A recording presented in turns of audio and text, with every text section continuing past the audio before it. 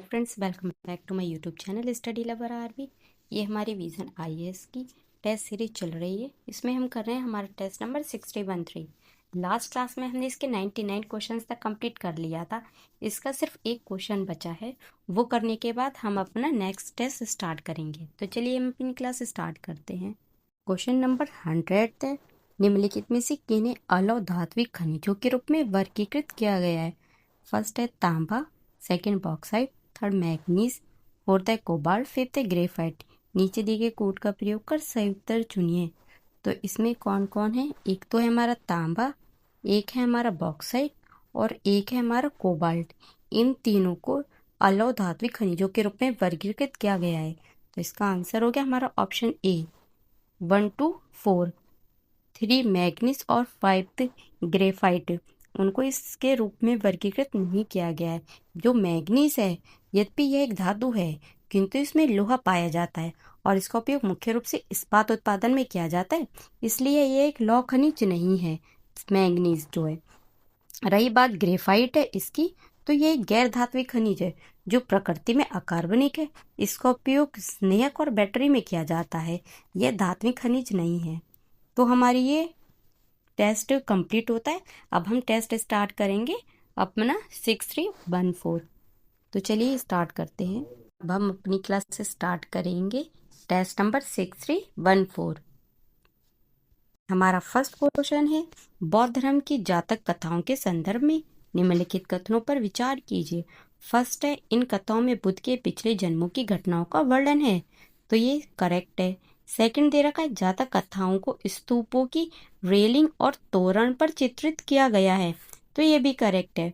उपरोक्त कथनों में से कौन सी सही है? तो इसका आंसर है ऑप्शन सी 1 और 2 दोनों ही करेक्ट हैं। जातक कथाएं बुद्ध के मानव और पशु दोनों रूपों में जो पूर्व जन्म है उनसे संबंधित साहित्य का एक विशाल संग्रह है। जातक कथाओं में जो अक्सर चित्रित की जाती हैं उनमें छदन जातक, विदुर पुंडिता जातक और रुरु जातक, सिबी जातक, विसंतरा जातक और श्यामा जातक शामिल हैं। स्तूप की रेलिंग और तोरण पर जातक कथाएं चित्रित की गई हैं थी। क्वेश्चन नंबर सेकंड है, निम्नलिखित कथनों पर विचार कीजिए। इसमें 2 कथन दे रखे हैं। कथन फर्स्ट है, रजमनामा रामायण का फारसी संस्करण था। तो फर्स्ट वाला ही गलत हो जाता है, ये रामायण का नहीं बल्कि महाभारत का फारसी संस्करण था। सेकंड दे रखा है, अकबर ने प्रतिष्ठित संस्कृत ग्रंथों का फारसी में अनुवाद कराया था। तो ये करेक्ट है। उपरोक्त कथनों के संबंध में निम्नलिखित में से कौन सा सही है? तो फर्स्ट गलत है, सेकंड सही है। आंसर हो गया हमारा ऑप्शन डी। कथन 1 सही नहीं है किंतु कथन 2 सही है। मुगल शासक है, इन्होंने महाभारत और रामायण जैसे संस्कृत ग्रंथों का फारसी में अनुवाद करवाया था। महाभारत है, उसका अनुवाद रजमनामा युद्ध की पुस्तक है इसके रूप में किया गया था। अकबर ने प्रतिष्ठित संस्कृत ग्रंथों का फारसी में अनुवाद और चित्रण करवाया था। इस काल में हिंदू महाकाव्य जो महाभारत है उसका फारसी अनुवाद और सचित्र संस्करण रजमनामा के नाम से जाना गया। क्वेश्चन नंबर 3 है, दिल्ली सल्तनत के एक शासक के संदर्भ में निम्नलिखित कथनों पर विचार कीजिए। फर्स्ट दे रखा है, उसने दीवान ए अर्ज विभाग की स्थापना की। सेकंड दे रखा है, उसने सिजदा और पैबोस प्रथा की शुरुआत इस बात पर जोर देने के लिए की कि कुलीन वर्ग उसके बराबर नहीं थे। थर्ड दे रखा है, उसने भारतीय मुसलमानों को शक्ति और शासन के पदों से बाहर रखा। उपरोक्त कथनों में निम्नलिखित में से किस व्यक्तित्व का वर्णन किया गया है? तो इसका आंसर है ऑप्शन बी बलबन। गयासुद्दीन बलबन गुलाम वंश का शासक, ये दिल्ली सल्तनत का एक महत्वपूर्ण शासक था। उसने 1226 से 1286 ईस्वी तक दिल्ली पर शासन किया। क्वेश्चन नंबर 4 है, निम्नलिखित युग्मों पर विचार कीजिए। एक साइड सोलर प्रोब है, दूसरे साइड पे देश है।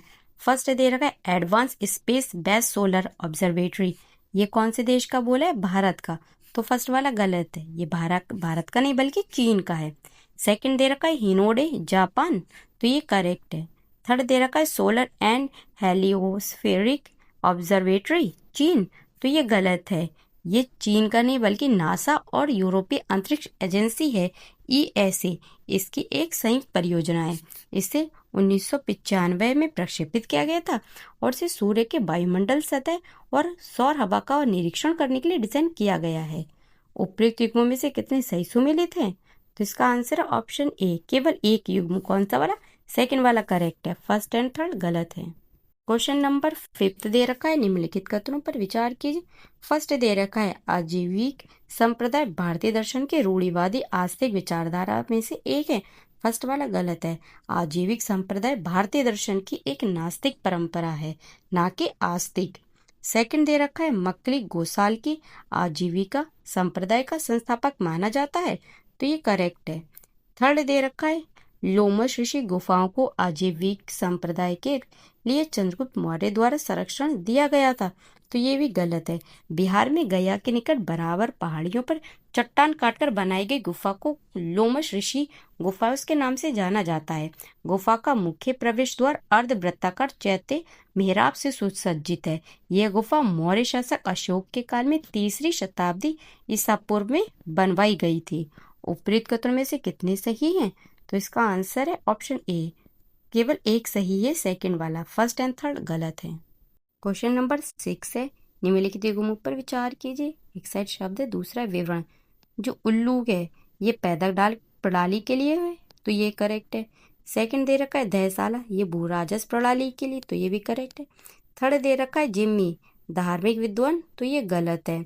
दिल्ली सल्तनत काल में जो हिंदू प्रजा उसको जिम्मी संरक्षित लोगों का दर्जा दिया गया था, अर्थात वे लोग जो मुस्लिम शासन को स्वीकार करते थे और जजियानामा कर देने के लिए सहमत होते थे। उपयुक्त युग्म में से कितने सही सुमेलित है? तो इसका आंसर ऑप्शन बी, 2 सही सुमेलित है, फर्स्ट एंड सेकंड। थर्ड वाला गलत है।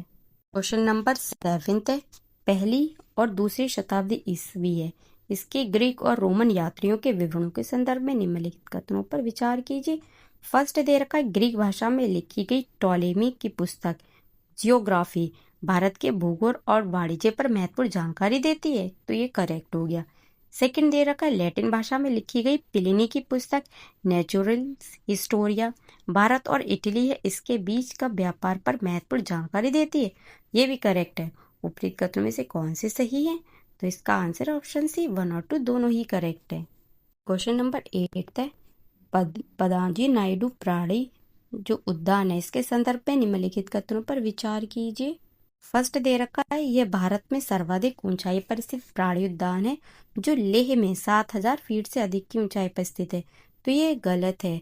पश्चिम बंगाल के दार्जिलिंग में क्रायोजेनिक संरक्षण पहल Padmaja Naidu Himalayan geological park Bharat का पहला चिड़ियाघर बना, जो विशेष रूप से बर्फीली क्षेत्रों में पाए जाने वाले वन्यजीवों के DNA नमूने उनको संरक्षित करता है। तो ये लेह में नहीं बल्कि कहाँ पर है? ये लेह में नहीं आता है, पश्चिम बंगाल के दार्जिलिंग में है।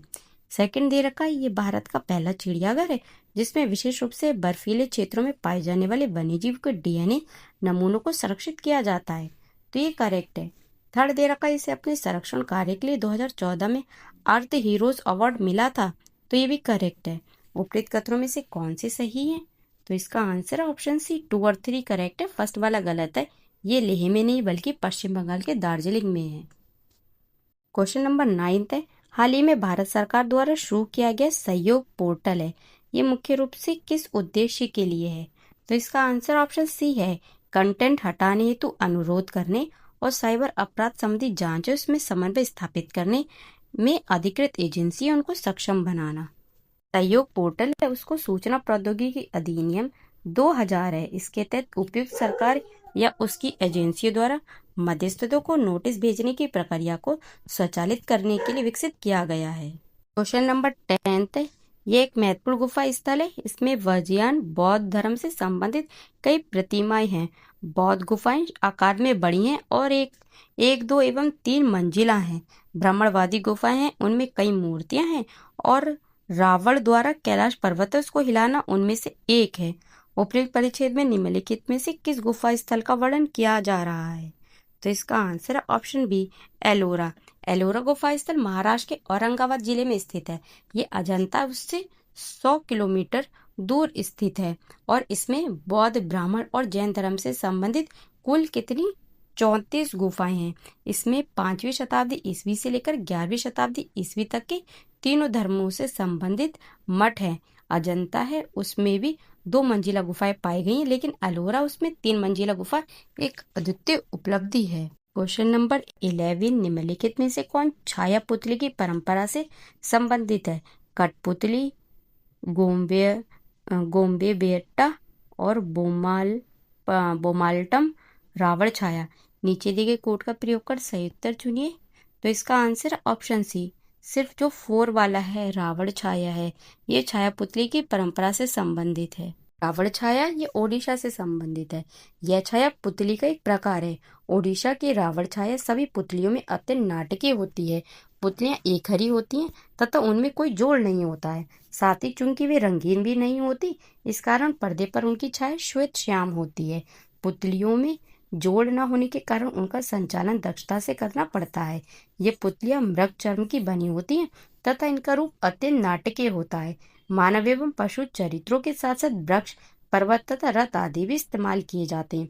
यद्यपि रावण छाया पुतलियां अपने आकार में 2 फीट से ज्यादा बड़ी नहीं होती और उनके घुटने भी जोड़युक्त नहीं होते, लेकिन फिर भी उनकी छाया एकदम लयात्मक एवं संवेदनशील होती है। क्वेश्चन नंबर 12 है, पुरापाषाण युग के संदर्भ में निम्नलिखित कथनों पर में से कौन से सही हैं? तो फर्स्ट दे रखा है, भारत की पुरापाषाण कालीन संस्कृति हिमयुग के प्लीस्टोसीन कल्प में विकसित हुई थी, तो ये करेक्ट है। सेकंड दे रखा है, सिंधु और गंगा के जलोढ़ मैदानों में पुरापाषाण कालीन स्थलों की उपस्थिति नहीं पाई जाती है, तो ये भी करेक्ट है। थर्ड दे रखा है, पुरापाषाण युग के विशिष्ट औजार फ्लेक्स और सूक्ष्म पाषाण उपकरण थे, तो ये वाला गलत है। मध्य जो पुरापाषाण काल है उसकी औद्योगिक गतिविधियां मुख्यतः फ्लेक्स पर आधारित थी। ये फ्लेक्स भारत के विभिन्न भागों में पाए गए हैं और इनमें क्षेत्रीय विविधताएं देखी गई हैं। मुख्य उपकरणों में ब्लेड, पॉइंट, बोरर और स्क्रैपर शामिल थे जो फ्लेक्स से बनाए जाते थे। सूक्ष्म पाषाण उपकरण उद्योग का विकास मध्य पाषाण काल में हुआ था। नीचे दिए गए कोड का प्रयोग कर सही उत्तर चुनिए। तो इसका आंसर है ऑप्शन ए, 1 और 2 करेक्ट है, थर्ड वाला गलत है। पुरापाषाण युग के विशिष्ट औजार फ्लेक्स थे, न कि सूक्ष्म पाषाण उपकरण।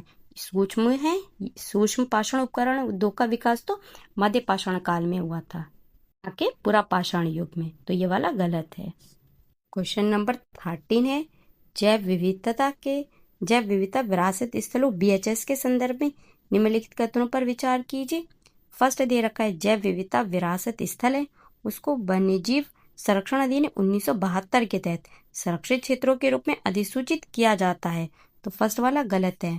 जैव विविधता अधिनियम 2002 है, इसकी धारा 37 है। इसके तहत राज्य सरकार स्थानीय निकायों के परामर्श से जैव विविधता के नजरिए से महत्वपूर्ण क्षेत्रों को BHS के रूप में अधिसूचित कर सकती है। साथ ही राज्य सरकार केंद्र सरकार के परामर्श से BHS के प्रबंधन एवं संरक्षण के लिए नियम बना सकती है। सेकंड पॉइंट है, केंद्र सरकार को राज्य सरकार के साथ परामर्श करके BHS को अधिसूचित करने की शक्ति प्राप्त है, तो सेकंड वाला गलत है।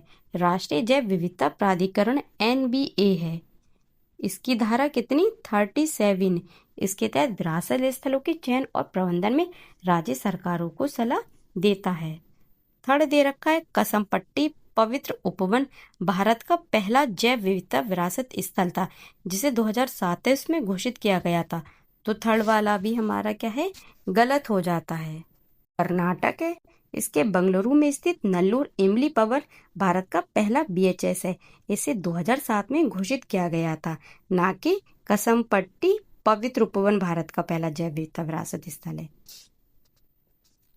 उपयुक्त कथनों में से कितने सही हैं? तो इसका आंसर ऑप्शन डी, कोई भी सही नहीं है। क्वेश्चन नंबर 14 है, भारत के इतिहास के संदर्भ में निम्नलिखित युग्मों पर विचार कीजिए। एक साइड महाजनपद है, दूसरी साइड राजधानी। फर्स्ट दे रखा है चेदी, इसकी राजधानी विराटनगर, तो ये गलत है। इसकी राजधानी क्या है, शुक्तिमती है। सेकंड दे रखा है वत्स, इसकी राजधानी कौशाम्बी, तो ये करेक्ट है। थर्ड दे रखा है मत्स्य, इसकी राजधानी शुक्तिमती, तो ये वाला गलत है, इसकी राजधानी विराटनगर है। ये इसमें चेंज दे रखा है, चेदी की होगी शुक्तिमती और थर्ड है मत्स्य, इसकी फर्स्ट वाली होगी विराटनगर। उपयुक्त युग्मों में से कितने सही सुमेलित हैं? विराटनगर हो गया वो, तो सही सुमेलित कौन कौन से, इसका आंसर ऑप्शन ए, केवल एक करेक्ट है, सेकंड वाला, और फर्स्ट एंड थर्ड है ये दोनों गलत हैं। फ्रेंड्स, आज की क्लास हम यहीं पे एंड करते हैं। Thank you. जय हिंद।